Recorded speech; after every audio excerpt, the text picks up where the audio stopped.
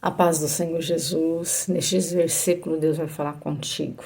Amados irmãos, eu vou estar lendo aqui em Romanos, mas eu vou pregar, trazer uma palavra aonde é o Salmo 32 que vai somente confirmar o que Paulo está dizendo nas suas cartas. Louvado seja Deus. Romanos 4, 7 e 8 que diz assim, e 9.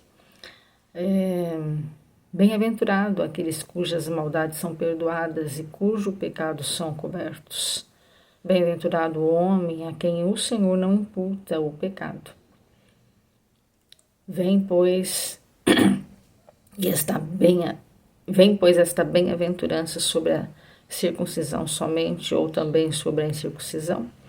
Porque dizemos que a fé foi imputada como justiça a Abraão. Louvado seja o nome do Senhor. E no versículo 6 fala assim, para que os irmãos entendam onde eu vou pregar. Assim também Davi declara, bem-aventurado o homem a quem Deus não imputa a justiça sem obras, dizendo.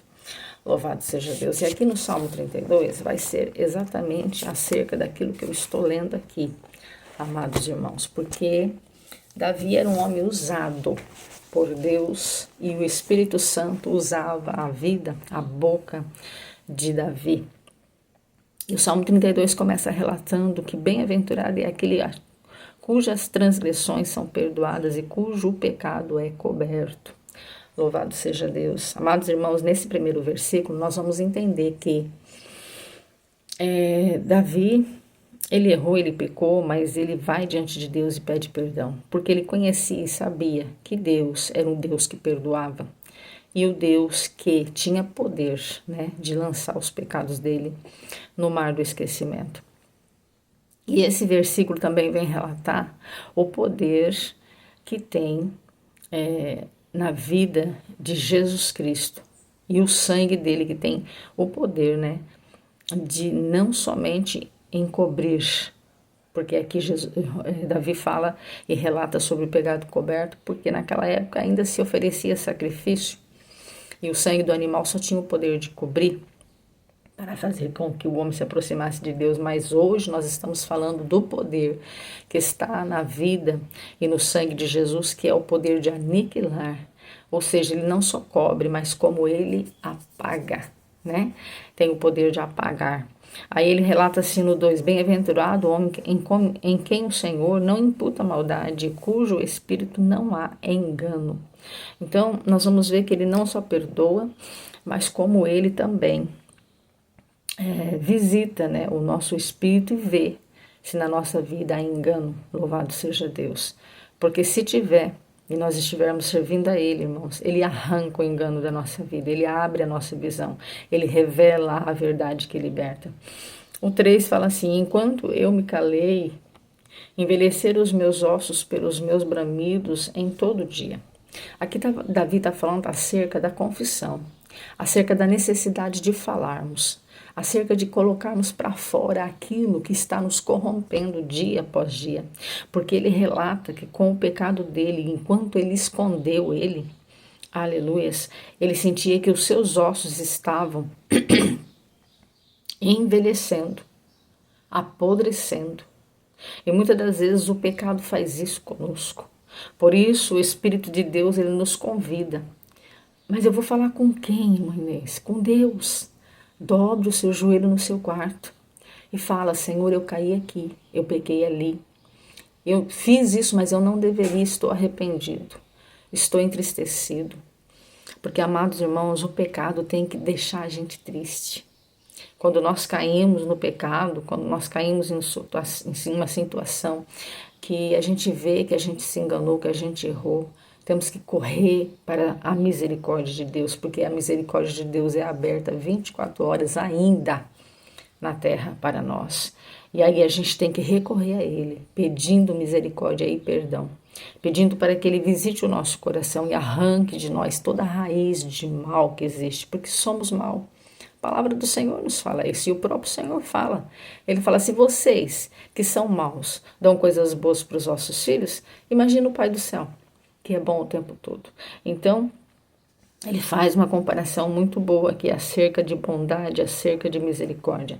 E no 4, ele fala assim, ó, porque de dia e de noite a tua mão pesava sobre mim e o meu humor se tornou em sequidão de estio.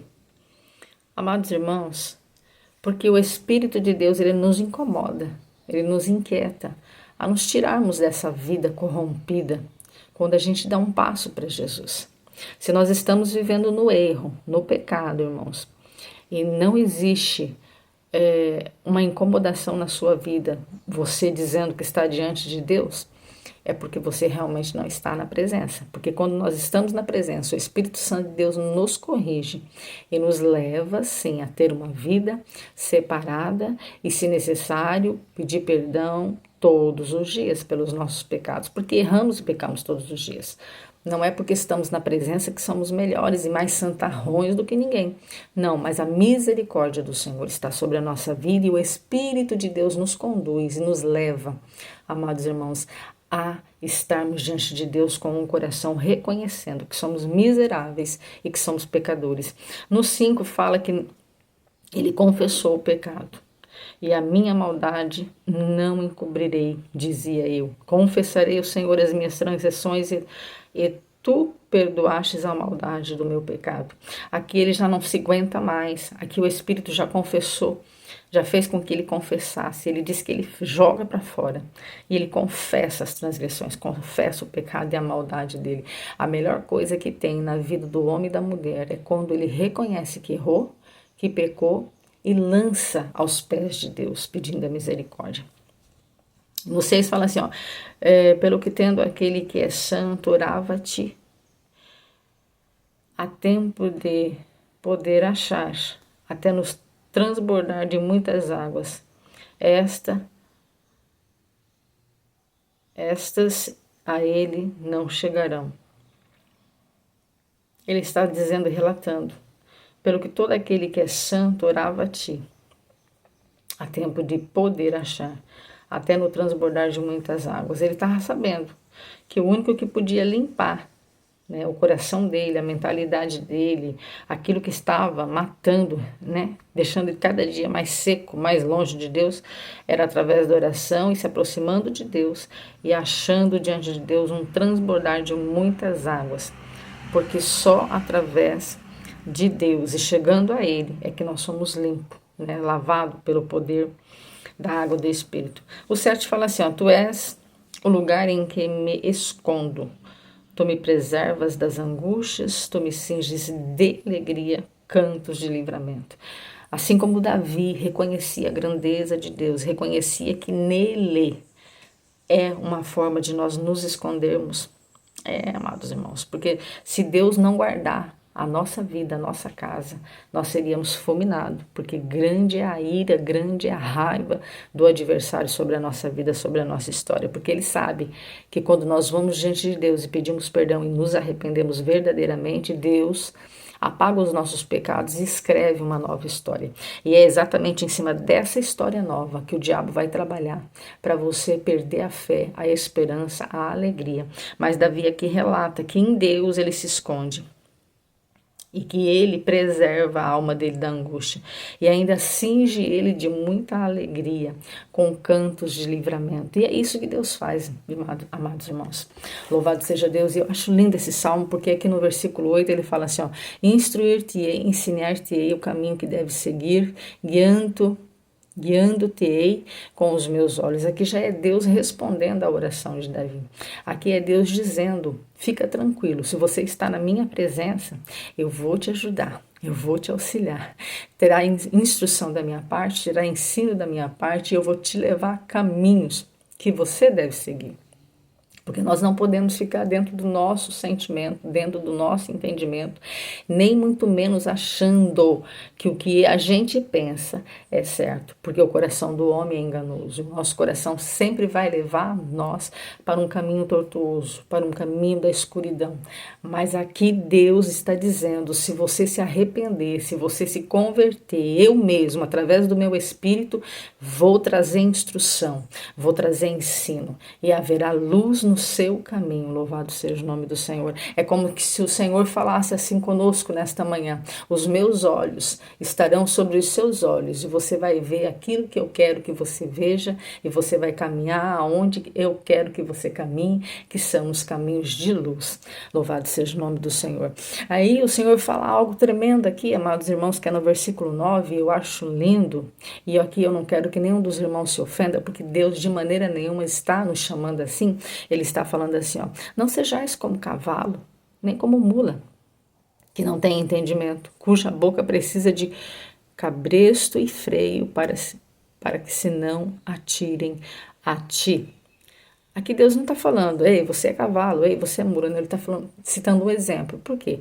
Porque Davi mexia com cavalos, Davi mexia com mula. Ele era um homem de guerra, um homem que usava cavalo, que usava mula para poder guerrear.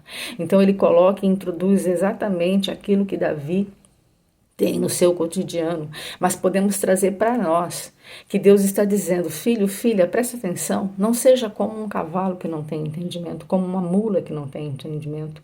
E de forma alguma ele está dizendo que você é mula ou que você é cavalo. Não, ele só está dizendo que nós não podemos nos portar dessa maneira, porque nós temos que servir a Deus com entendimento. É isso que ele está dizendo. Então Deus está falando: procura saber o que eu quero, procura conhecer a minha palavra, procura saber o que é certo diante de mim, para que vocês errem menos, porque nós nunca vamos deixar de errar. Perfeição só no grande dia, quando nós estivermos lá diante do trono de Deus.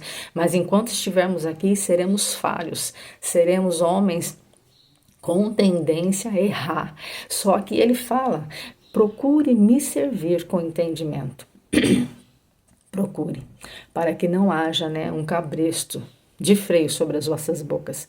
Louvado seja Deus. E aqui a gente pode trazer que aquele que tem poder de dominar a nossa vida é só o Espírito Santo de Deus. E só seremos dominados, irmãos, se nós de fato pedirmos perdão, nos arrependermos e nos colocarmos à disposição do Espírito Santo de Deus para que ele possa trabalhar na nossa vida. E ali seremos dominados, seremos temperados, vamos obedecer à direção de Deus.